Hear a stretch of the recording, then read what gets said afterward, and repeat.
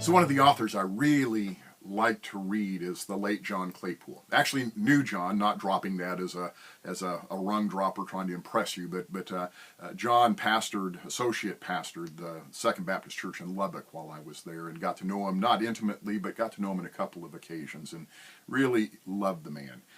In one of his books, he talks about something he learned from Keith Miller.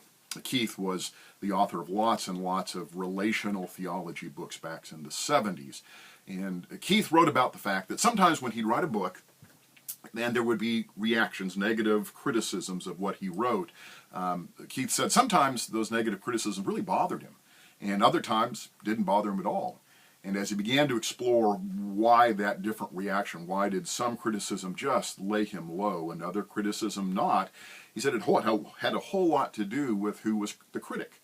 He said there were some people in his life that their opinions just didn't matter to him. He already knew that they disagreed with him or that they didn't like him, and when they criticized them, he thought, well, that's just what I expect from them.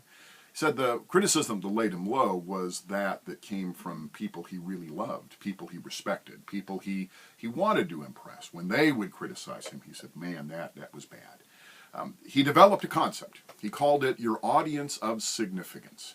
He said all of us play our lives to some audience of significance. Basically, three options. We can play our lives to ourselves, we can play our lives to others, or we can play our lives to God. Who are we trying to please? Ourselves, others, or God? There's a biblical contrast that comes to mind when I think about this. In the book of Judges, over and over again, the people of God are criticized because everybody was doing what was right in their own eyes.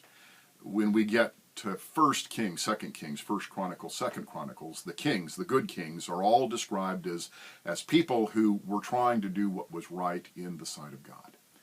And so the question today really boils down to this. Who are you trying to please? Who's your audience of significance? As you make your way through the rest of this week, think about Keith Miller's category. Who is your audience of significance? You trying to please yourself? You trying to please others? You trying to please God?